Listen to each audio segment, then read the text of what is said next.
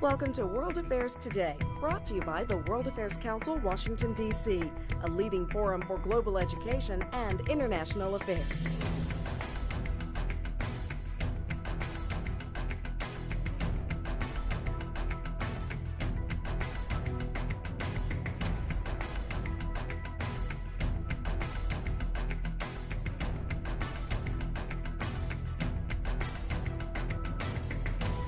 My name's Tony Cully-Foster. I have the honor of being President and CEO of the World Affairs Council, Washington, D.C.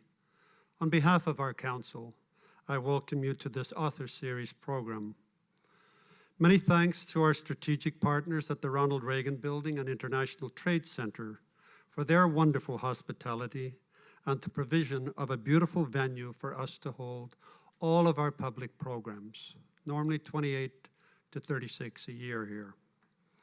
The World Affairs Council, Washington, D.C. is a nonprofit, nonpartisan organization dedicated to facilitating collaboration throughout the global education and international affairs community. We do this by developing informed geopolitical insights and critical thinking with a global perspective, and providing programs to educate, enlighten, and empower students, educators, professionals, the American public, and the international community. Our programs are filmed for nationwide broadcast on our one-hour weekly television show, World Affairs Today, which airs at 3 p.m. on Sunday afternoons on MHC Network's Worldview channel. They are also distributed locally on YouTube, Facebook, LinkedIn, Twitter, and other digital platforms. Tonight, we welcome to our podium World Affairs Council member and distinguished ambassador Dr. Renee Sanders, author of The Rise of Africa's Small and Medium-Sized Enterprises.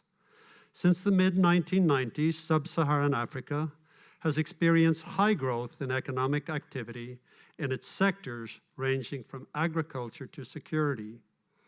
These economies are growing due to better education, rising commodity prices, and improved global conditions. According to the World Bank, regional growth is projected to reach 2.6% by the end of fiscal 2017. In 2018, the continent's growth is expected to rise to 3.2% and 3.5% in 2019, reflecting a recovery in the largest economies on the continent. But the structural transformation in sub-Saharan African countries has been relatively slow compared to countries in other regions such as Asia. There are 55 countries on the continent of Africa. In 2016, the population of Africa grew by 30 million. By the year 2050, annual increases will exceed 42 million people per year, and total population will have doubled to 2.4 billion, according to the UN statistical projections. This comes to 3.5 million more people per month, or 80 additional people per minute. Now, we can't even match that in Ireland. At that point, African population growth will be able to refill an empty London city of 13 million in 2050, 5 times a year. Of the 2.37 billion increase in population expected worldwide by 2050, Africa alone will contribute 54%. By 2100, Africa will contribute 82% of the world's total population growth. Some project that Nigeria will add more people to the world's population by 2050 than any other country in the world. Africa is increasingly taking its place on the global stage as a continent of growth and opportunity. Although critical challenges still remain, particularly the need to create a significant number of jobs for the continent's booming population, particularly for young people, and the need to build a homegrown business leader's ability to access global markets and drive growth in a sustainable and inclusive manner. For this reason, African entrepreneurship is central to the continent's future prosperity. The biggest opportunities will be created by Africans who start businesses, generate jobs and wealth, and capture growth opportunities. On the U.S.-Africa bilateral relations, President Barack Obama prioritized promoting U.S. trade with and investing in Africa, building Africa's trade capacity, and extending preferential access to the U.S. market for African products. U.S. non-petroleum imports from Africa increased by 46%, and U.S. goods exports to Africa increased by 59% since 2009. Africa is home to 9 of the 20 fastest growing economies in the world and provides substantial opportunities for U.S. companies, foreign direct investment, and trade. The Young African Leaders Initiative, YALI, was launched in 2010 by former President Obama. YALI supports young African leaders as they spur growth and prosperity, strengthen democratic governance, and enhance peace and security across Sub-Saharan Africa. Through YALI, the United States is investing in an emerging generation of African leaders by committing significant resources to enhance leadership skills, bolster entrepreneurship, and connect young African leaders with one another, the United States, and innovative leaders in the private, civic, and public sectors of the global community. YALI programs such as the Mandela Washington Fellowship for Young African Leaders, YALI Regional Leadership Centers, and the YALI Global Network provide interconnected avenues of opportunity for young Africans to grow and expand their leadership skills. In addition to U.S. government resources, YALI has brought together the resources of hundreds of partners from private sector companies, civic organizations, and NGOs, the national and international public sector entities to support young Africans. As our discussant tonight, the distinguished former Assistant Secretary for African Affairs of State, Linda Thomas unhyphenated Greenfield, President Obama welcomes leaders from across the African continent to the nation's capital for a 3-day U.S.-Africa Leaders Summit, the first event of its kind in U.S. and world history. The summit, the largest event any U.S. president has held with African states, heads of state and government, built on the president's trip to Africa in the summer of 2013, and aimed to strengthen the ties between the U.S. and Africa, one of the world's most dynamic and fastest growing regions. At the 2014 U.S.-Africa Business Forum and U.S.-Africa Leaders Summit, U.S. government departments and agencies made $7 billion in commitments on the continent, many of which are now nearing completion. The summit also highlighted the depth of the United States' commitment to the African continent, advanced shared priorities, and enabled discussion of concrete ideas to deepen a mutually beneficial partnership. What role do small and medium-sized enterprises have in defining the region and that continent's future? Is there a need for a comprehensive and global strategy? Our distinguished author, Ambassador Dr. Robin Renee Sanders, will discuss the transformation of Africa's economic development, her work as a CEO of FEEEDS Advocacy Initiative with Africa, and as a diplomat. Prior to FEEEDS, she was a career senior diplomat in the United States Foreign Service with over 2 decades of distinguished service. She was also U.S. Permanent Representative to the West African Regional Organization, ECOWAS. Ambassador Sanders twice served as the Director for Africa at the National Security Council at the White House. She was U.S. Ambassador to the Republic of Congo. She was sworn in as U.S. Ambassador to Nigeria and served there with distinction. Ambassador Sanders currently serves on the U.S. Trade Representative Africa Advisory Committee, is a member of the American Academy of Diplomacy, of former U.S. government officials, and the National Society of Scholars. Ambassador Sanders is a recipient of the Joint Chiefs of Staff Civilian Honor Award, and she has received the Minority Enterprise Association 2017 Award for her advocacy work and efforts in support of African enterprises. And now to the distinguished Ambassador Linda Thomas Greenfield, who will serve as our discussant this evening. These are two friends on this stage. The synergy between them is going to be magnetic. It's going to be compelling. It's going to be great. Ambassador Thomas Greenfield's 32-year Foreign Service career includes an ambassadorship to Liberia, as well as foreign service postings in Switzerland, Pakistan, Kenya, the Gambia, Nigeria, and Jamaica. Her postings in Washington include the Principal Deputy Assistant at the Bureau of African Affairs, Deputy Assistant Secretary, Bureau of Population, Refugees, and Migration. She served as Director General of the Foreign Service and Director of Human Resources. And as mentioned, she concluded her Foreign Service career as Assistant Secretary for the Bureau of African Affairs from 2013-2017. She has earned the 2017 Hubert H. Humphrey Public Leadership Award from the Humphrey School of Public Affairs in recognition of her 3 decades of work promoting the values of humanitarianism and responsible global engagement. Linda has served as discussant at the inaugural U.S.-Africa Leaders Summit at the White House in 2014.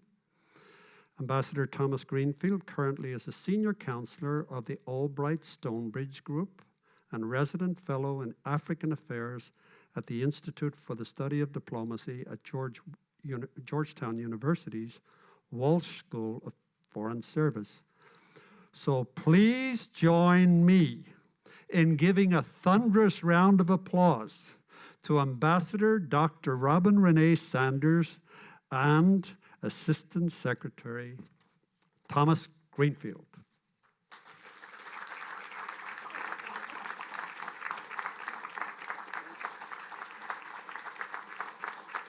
Let me just start by thanking our opening speaker for the wonderful remarks. I started wondering who he was talking about after a while. I knew he was talking about Robin, but I didn't know who this other person was that he was speaking about. So thank you for your kind introduction. And I also want to start by thanking Ambassador Sanders for the extraordinary and the comprehensive and extensive research that she has done on Africa's development and the key role that small businesses are playing in that space. Robin, Ambassador Sanders, I know that this work will become the Bible for everyone who will be studying the role that small and medium enterprises will be playing on the African continent in the future. And it will be a major contribution to all of us who want to understand that role. So let me start this conversation with my friend with a question that I know that she's asked on a regular basis. I've been at other presentations that she's made, and I've heard the answer to this, but I don't know if you all have heard the answer. Why did you think it was necessary to write this book, Robin? What got you started? Well, first of all, I would also like to thank Tony and the World Affairs Council and also my dear friend Linda for being here, and all of you as well. I mean, this is definitely a Africa-supported crowd, and we're really delighted to have you. And that kind of leads me into the why I wrote the book. You know, one of the things, particularly being back here in the U.S., I travel a lot on speaker programs, and the impression of Africa was just always not what I thought it should be. I found that people didn't understand the continent, didn't know about the continent, But also what I saw was this transition that took place on the continent, which I'm sure that you did as well. And the key for me was really at that time, the Generation Xers, and then of course the onward millennials, in terms of what they were doing and why they were doing the things they were doing. And this is really an in spite of book in some ways, because I'm not diminishing that there aren't still challenges that remain. But I think that the dynamism that I see young people doing in this current generation and the generations before them, stepping into the voids that they saw in development. You know, they couldn't find jobs. They didn't have access to education. But that didn't stop a lot of them looking at ways to address that on their own. And my first real experience with that was really in the Republic of Congo, where it really started to come together for me, because I came there right after 7 years of civil war, where the country had been completely devastated by civil war. And they had generations of young people that didn't know anything else but civil war. There were no libraries, most of the schools had been destroyed. And I remember one night seeing young people, you know, in the middle of the street in the middle of the night, and I just couldn't figure out why they were there because it was so dangerous. And when I got out to speak to a few of them, they said, we want to generate our own income. We want to find a way to take care of ourselves. And this was really a group of young people that had not known anything in their life but the Civil War. And it really was one of those epiphany moments, saying, you know, how do we help? What do we do? And I'm sure that same kind of thing was going on across the continent, where young people were stepping into the voids that they saw in their life and in development to say, you know, how do I take care of myself? How do I generate my own income, as opposed to being part of a income generating project that just gives me a stipend that I have to keep going after and after and after? How do I become what? Sustainable. So that's what made me start. One of the statistics that we hear mentioned a lot, and it's raised in your book as well, the demographics of Africa, that really stand out for me and that I think are significant, and that is the large youth bulge on the continent. And you refer to Africa's Generation Xers. How do you see this generation contributing to Africa's development in the future, and how do you see them engaging with the rest of the world? I think there are two things. I think the Generation Xers, to me, were the vanguard group. Those were those in the early 2000s, mid 2000s, really started to look at development differently and started their own enterprises, sometimes social enterprises. And then the millennial group that we see today doing quite dynamic things through programs like YALI that you and the World Affairs Council very much helped with. But I think that their contribution to me is the uniqueness of what they're doing. There are about 30 billion apps over the last 5 years that have been created in the world, and a good bit of those have been created in the developing world, which means, of course, in Africa. And what I find in some of the development avenues that they've taken is really, it's not rocket science sometimes. I mean, even if you think about things like Uber, that's not a rocket science invention. That is filling a service need. And so what I see happening on the continent is that same kind of, where is the need and what kind of service can I create to fill a need where I am? And there are wonderful examples around the continent, not only in the IT or using IT services, but sometimes using the things that are most simple. I actually call that the aha solutions. It's not rocket science, it's not complex, but it responds to a gap in development, and it makes you go, well, aha, why didn't I think of that? Because it's not really that challenging. And there are a number of examples across the continent. One of my favorites is one called iCow, which is an app that really helps, almost functions like a mercantile exchange, where small farmers can determine the amount of their milk for their cows, the gestation periods, you know, all those kinds of things that are not really rocket science activities, but it does provide a service. and it does allow them to be more competitive with how they sell their milk and how they sell their cows. So how can we help and contribute to what has become a trend on the continent of Africa? You talked about income-generating projects, which I remember when I was in Liberia and I was with a USAID colleague, and she asked at an income-generating project how much the person earned before we started the project, and this person was earning $50 a month. And she said, now how much does he earn now that we have put this input into him?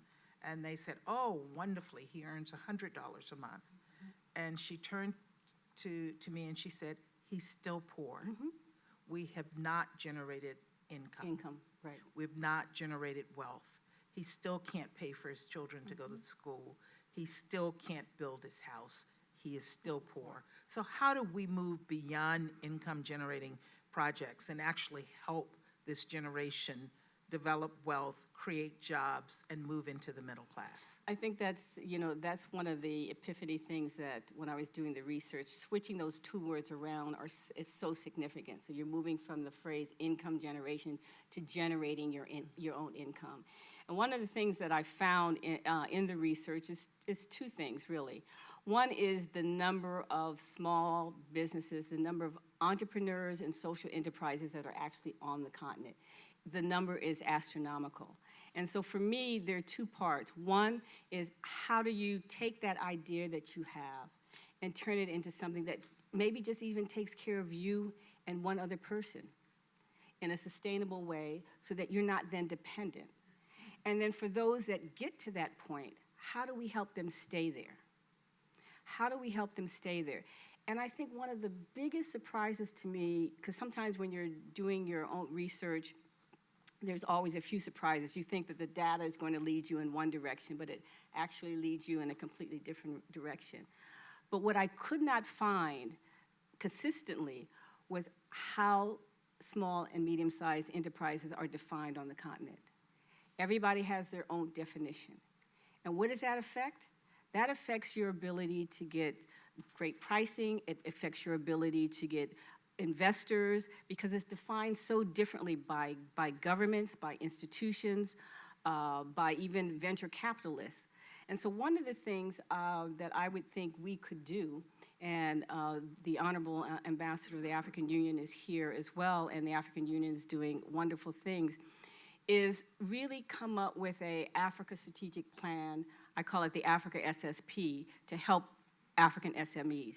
Kind of a universal plan. So you have a consensus document. Maybe it's a consensus document that's worked on together by the African Union and the United Nations, pulling in the Agenda 63 and the SDGs, the Sustainable Development Goals, so that you have a universal definition of what is meant by an SME. In some cases, it's defined by capitalization. In some cases, it's defined by number of employees. In some cases, it's defined by valuation. And it makes it very, very hard to have that sustainability that we're looking at. I actually, in looking at that data, I actually thought that maybe there's a critical mass that we need to focus on. Those making, maybe $5,000 a year to $250,000 a year. How do we help them stay sustainable and then turn around and also help the generation that comes behind them? So I do think having a Africa SSP, Africa's SME strategic plan, might be helpful in doing that. I noticed that Aliko Dangote wrote the foreword for your book. And we know him as the greatest example of an African small entrepreneur. He started that way, yeah. Becomes a billionaire and one of the most successful African entrepreneurs.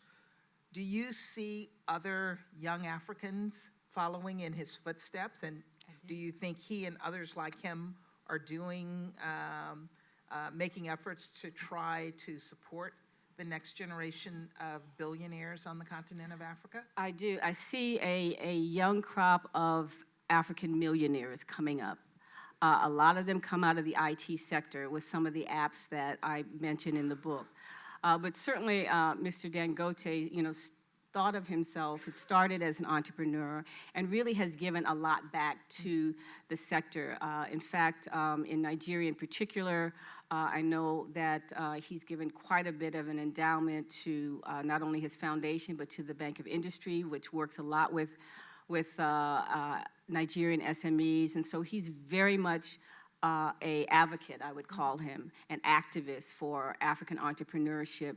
And he sees that as a way to encourage job creation and sustainability, because you really have to have those things together. And if you don't have the sustainability part of it, and you don't have what else?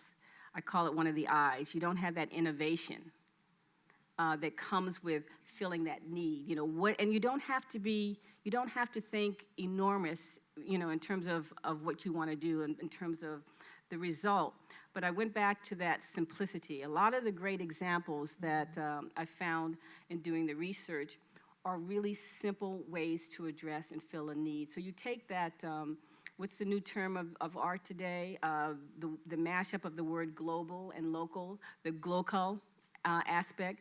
How do you bring global things locally so they can change your life and change even just your community? And so some of the other things that you see in terms of IT, information technology, and I do think information technology was the catalyst, because without that, it would have been more difficult, I think, for the entrepreneurs that we see today. So information technology and its sister relationship with knowledge management, because you have that knowledge in your hand. And if you think in the 1990s or earlier, you didn't have that knowledge in your hand. And you could be in Tanzania and be communicating with somebody in Nigeria now, which you couldn't do before. But there's one other pillar to that I think we forget about. It's the mobility of it all. So not only does it give you knowledge management, but it gives you that mobility. And a lot of the creations that I see from young African entrepreneurs take into account those two things. They fill a need, they fill a niche, they're IT driven in some way, even if it's in a simple way, and it provides that knowledge management to the consumer. So I think those are the pillars of entrepreneurship that I see that really came across in the research. Fantastic. Chapter 7. It's the decade of the woman, decade of the African woman. Yes. Yes. From the African Union, that's from, yes. Tell us more. Tell us about that. What makes this the decade of the woman? When I looked at doing chapters, there were a couple topics that I really wanted to zero in on. IT is one of them. My doctorate is in information systems and communications, not in political science, everyone. But so the IT role and the dovetailing with, Facebook and Twitter and all of those, when you think about when the entrepreneurs came to be, it was the same time that these social media elements also came to be in the mid-2000s. But the decade of the women meant something special for me in so many ways, because when I looked at the research on African women entrepreneurs, they are doing dynamic and incredible things, but we also know that they're doing it with more difficulty than their male counterparts. Maybe most of you know in the audience that the number of females on the continent has just edged out the number of males on the continent at 50.2%. And that number is growing. So not only will you have a young population, but you will have a primarily female population on the continent as well. So if we're not taking care of the women entrepreneurs, then I think we have a problem. And the challenge in doing that is really financing and opportunity. Overall, there is a $285 billion financing gap for women entrepreneurs worldwide. So you can imagine what percentage of that is for African women. So if you're talking about the decade of the women, if you're looking at the fact that they're 50.2% of the population, they're going to need the jobs, they're going to need access to education, and we're going to have to help African women, we're going to have to triple down, not double down, but we're going to have to triple down in helping African young women and their goals for entrepreneurship.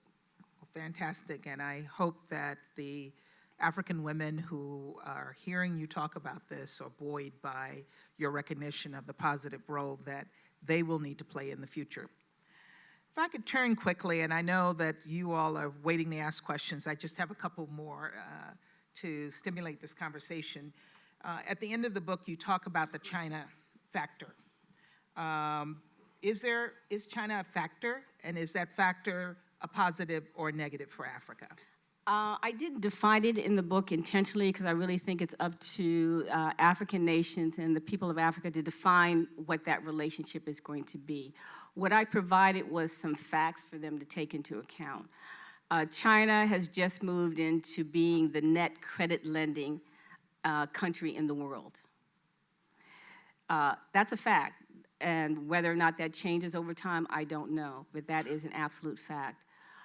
The type of infrastructure development projects that they are doing on the continent, no one else is doing. I know if you're living in Ethiopia or if you're living in Djibouti, the railroad in Kenya, you have the same thing. So these big infrastructure projects, they're doing. Unfortunately, we are not doing those from the U.S. side. So these are realities. It doesn't mean that everything is perfect. It doesn't mean that they still don't have some of the challenges that we discuss on the policy side about improving, human rights and having better job transfer skills and training. But that aside, their presence is there, and it's really up to the African nations and their partners on the continent to decide how to manage that relationship. But I do think it's a different kind of relationship than we have, because it's very integrative in a way that we are not. And you see, in a tremendous amount of activity across every sector on the continent. And I really think that African nations have to decide, how they're going to manage that relationship themselves and where they're going to go to get their credit or their loans or anything. But I will give China credit not only on its strategic approach to things, but I will also add that its effort to focus on African entrepreneurs is amazing. They have 3 standing conferences a year in different parts of the country, in Guangzhou and elsewhere, where they bring African entrepreneurs over and they match them with not only Chinese entrepreneurs, but Chinese big businesses. So they're very strategic about it. They've thought about that. They've thought about it in a way that we haven't. So I leave the answer to that, but what I wanted to do was provide the research facts that I came up with. Good, thank you. And one final question, and I think this is one that everyone will be interested in hearing, and that is U.S.-Africa's relationship. Is that relationship a viable relationship given the environment that we are in today with Africa? And what would you advise the new administration in terms of opportunities on the continent of Africa and areas that the new administration might focus on that might be different from what previous administrations have done? Well, there are a couple of things, using the baby in the bathwater initiative that I hope don't get thrown out. Certainly, I think we all know how well YALI is as a program, but we also know that funding for it in the years going forward is a challenge, and we don't know whether that's going to happen. So those of us that are advocating for something, we need to be advocating to keep that program. But if I'm talking about on a macro level, in some of the discussions that I'm in, and I do highlight this in the book, if you look at it from the perspective of where the U.S. mindset is today, what we're hearing is we want the trade to be different, we want that trade relationship to be different. And so my pushback on that is if you're talking about a continent that is going to have not only the youngest youth population in the world, but it's going to have the largest working age population of the world, larger than the rest of the world combined. So make that distinction in your mind. So I'm saying if you combine China, the US, Europe, South Asia, East Asia, all combined, by 2035, this is an IMF figure, the African working population is going to be greater than all of that combined. So if you're looking at doing trade as the U.S. with, redoing your Rust Belt manufacturing, where are you going to trade those goods if you're not looking at Africa? And to me, that's a light bulb moment, because I think that's the pushback argument, saying, okay, yeah, let's step up, let's improve our manufacturing in our Rust Belt, what they call the Robot region now. I mean, it's been changed from the Rust Belt region to the Robot region, and I can answer that more in Q&A. But whether you call it the Rust Belt or the Robot region, if we move to artificial intelligence and we do manufacturing, we're increasing what we do with drones. Where are you going to sell these products if you're not engaged with the largest market in the world? Now, if the continental trade market, which is what the African Union is working toward, which will be a $3.4 trillion market, if that really kicks off, I know they're moving in that direction, that is where we need to be engaged. Even if you want to narrow down our policy just to be about trade and business, that's the home run, and that's what I'm pushing.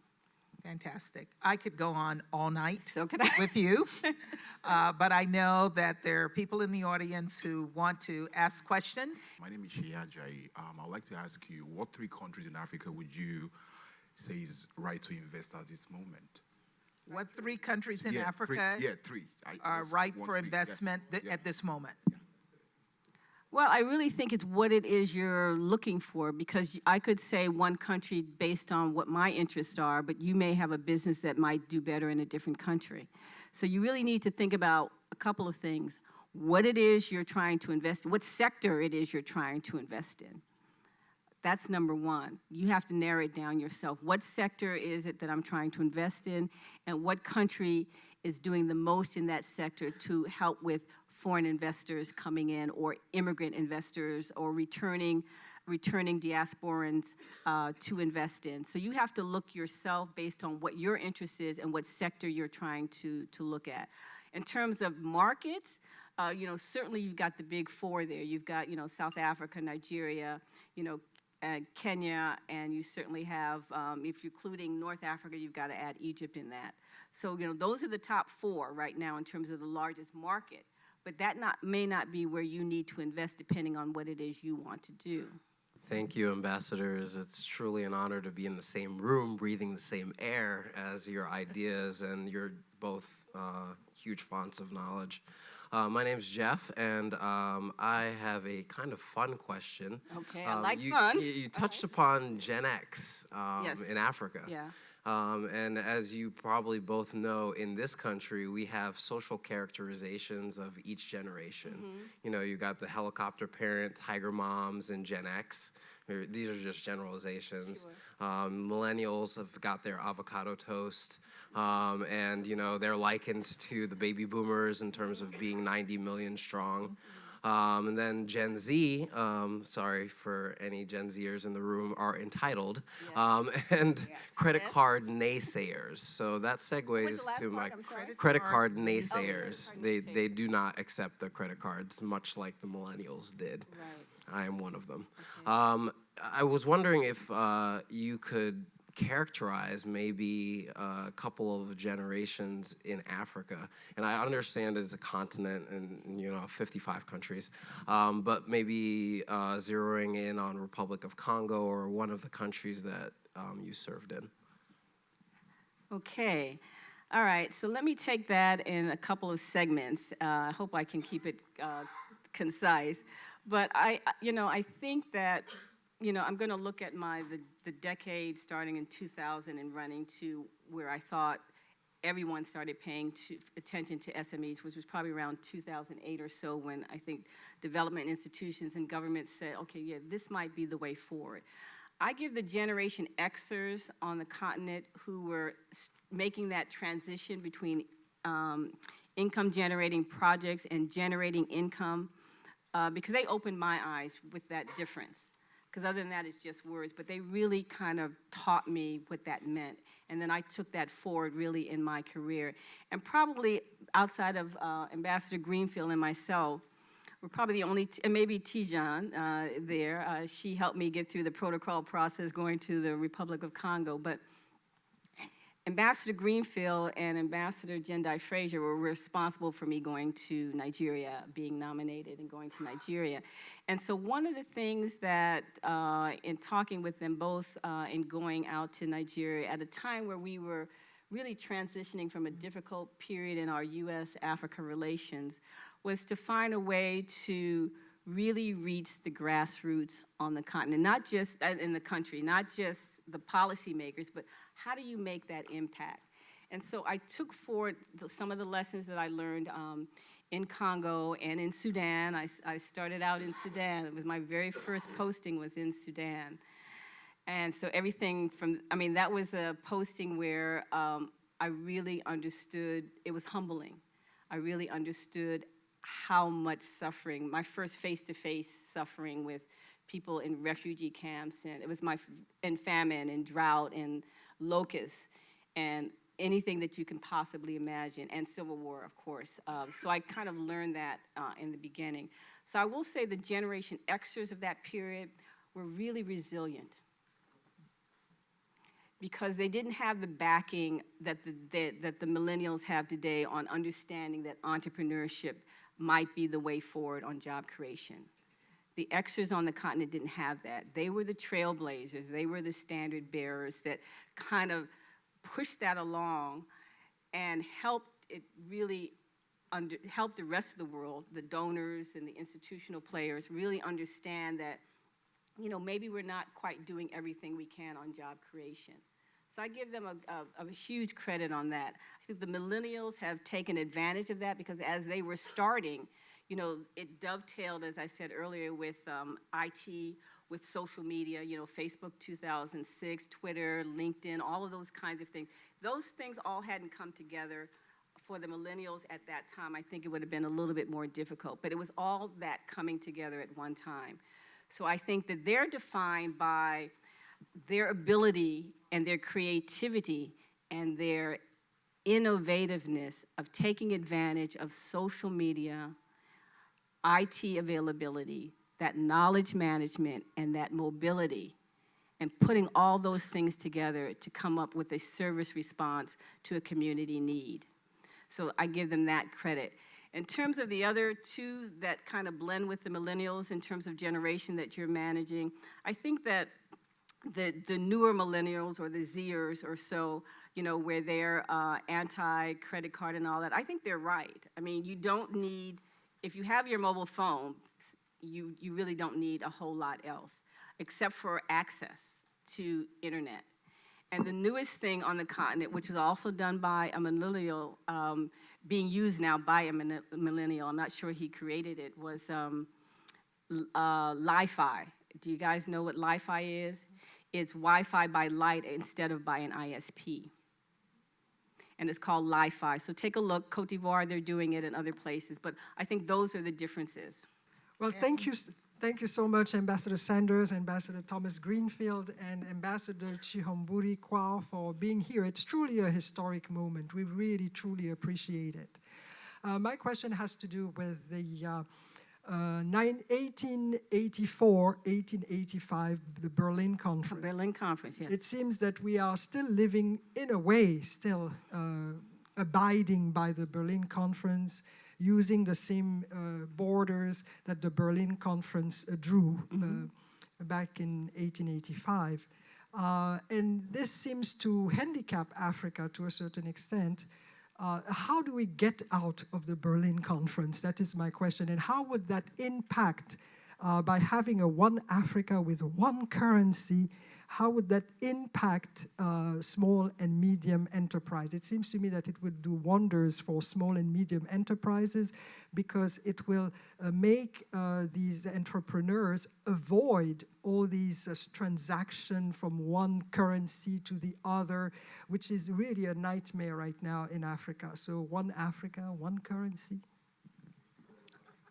Well, I don't know if, I think that's a hard sell for a lot of countries. It may not be. I mean, certainly, I don't know if it's something that the African Union is looking at, and we'll make sure we give the ambassador a time to comment. But, you know, I do think the movement is in the right direction. You know, for those, you know, I tried to write a book that could also put Africa in the context for those of people that might read it that aren't Africa hands. I start out talking about the Berlin Conference in the book to frame the issue, because I think that you're absolutely right. The residual effect of the Berlin Conference and colonialism, all those stages, including the Cold War, to me, there were three main stages, really, that have impacted where Africa is today, including the Cold War dynamic. And so that's why I go back to giving the Xers, the Generation Xers, a lot of credit, because they were coping with all of that. And I think the millennials, even though they may talk about those border constraints, they haven't kind of lived it like those that went before them. So I do think that the African Union and sub-regional organizations like SADC and ECOWAS and others are doing their best to manage that in a way that you have some kind of regional trade amongst those countries that are members.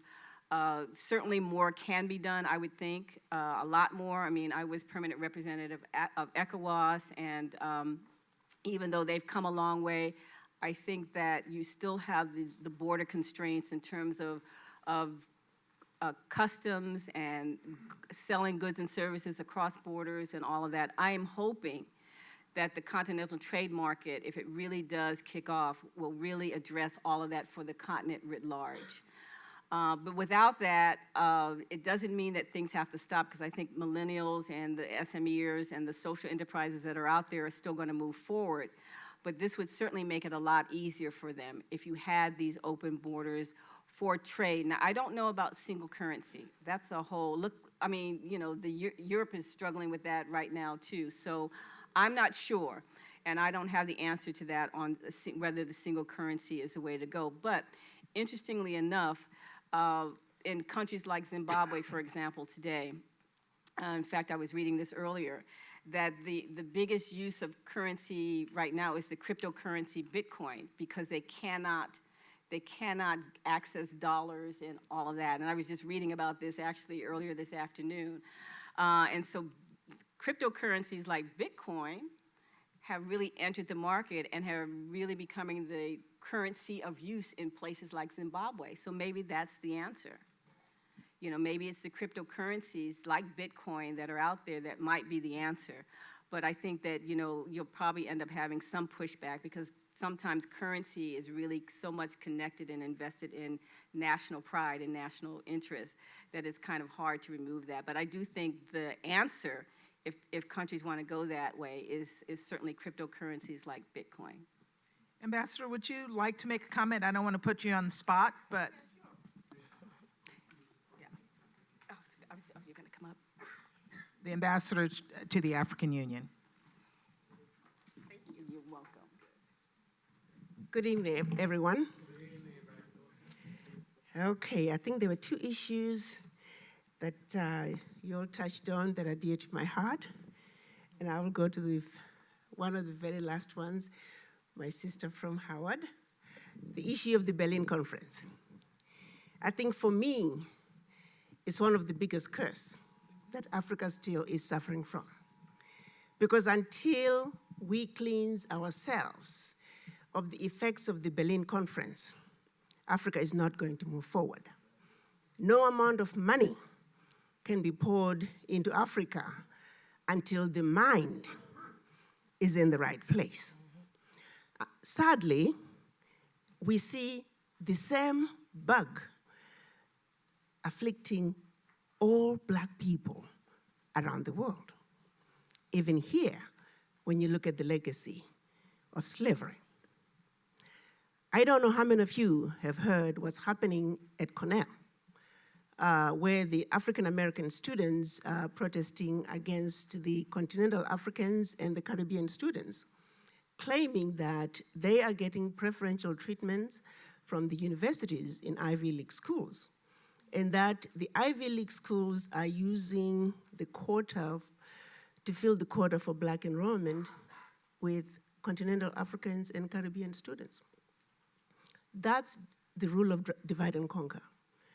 What is really saddening for me is to see how the rule of divide and conquer has percolated through and through to the latest generation, So if our children cannot trust each other, cannot work together, and they are easy to perpetuate the idea that everything that is Western is better but than that which is uniquely African, we are fetching water with a leaking bucket. So the issue of the Berlin Conference, sadly, is alive and well within us as Black people, as Africans, and we must recognize it and ask ourselves a serious question: am I colonized? Is my thinking colonized? Are my actions colonized? For as long as the African is going to the boardroom table with a colonized mind, garbage in, garbage out. So Berlin Conference is alive and well. And we have got to free ourselves of that bug as Africans so we can claim our rightful place on the world stage. That's one. Thank you, Ambassador. Thank you, Ambassador. Good. I think that was the main one. That was the main one. Yeah. I think that was the main issue that we wanted. Yeah.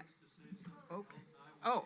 Oh, okay. The next issue Oh, had to do with just currency. oh, yes. Yeah, we are not there yet. I think so, yeah.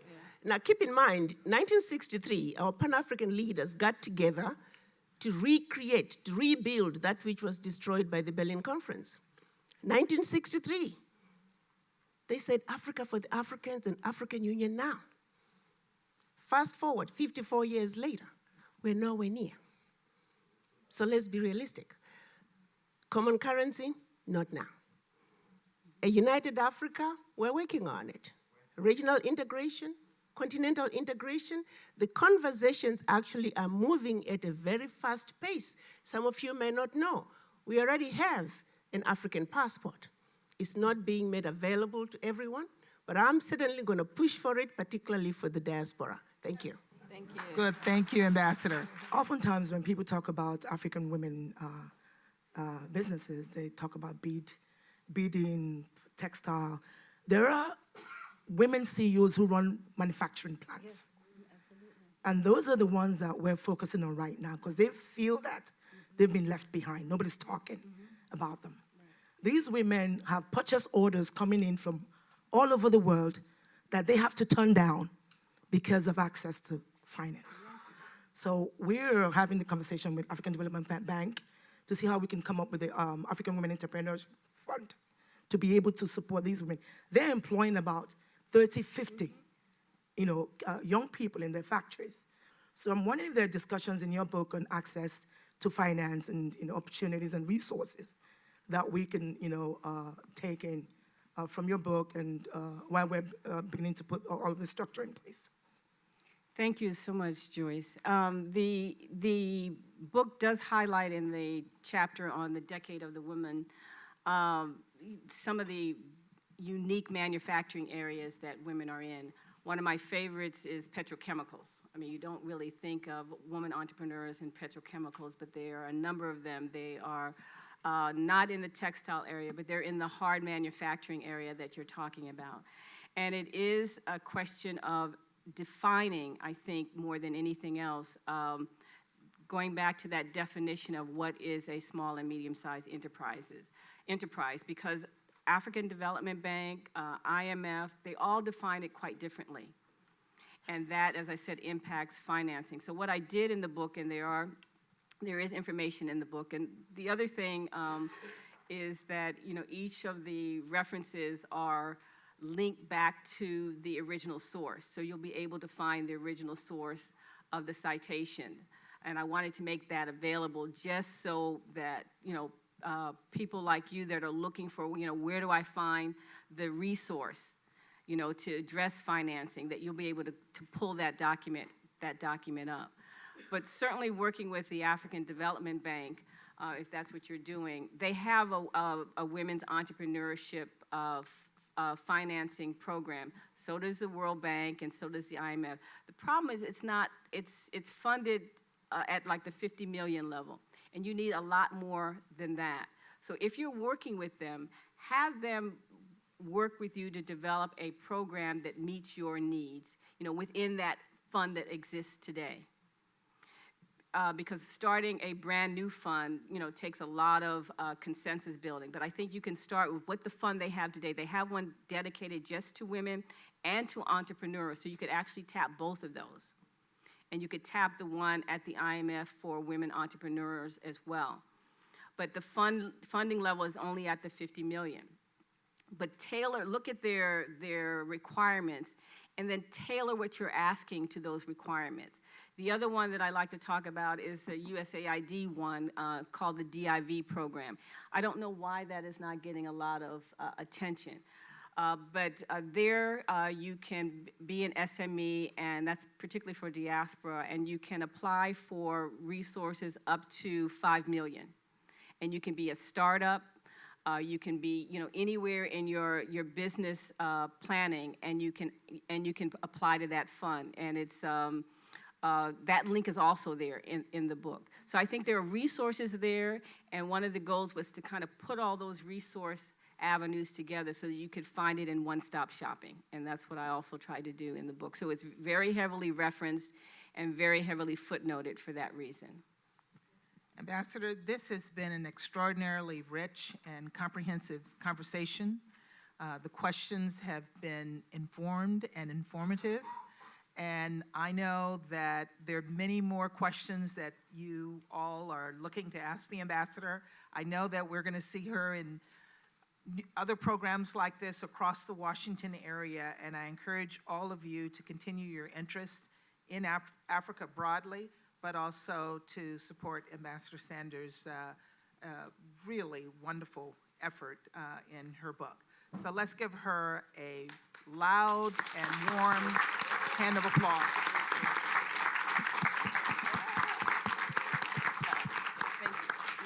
Thank you for joining us for World Affairs Today, a production of the World Affairs Council, Washington, D.C.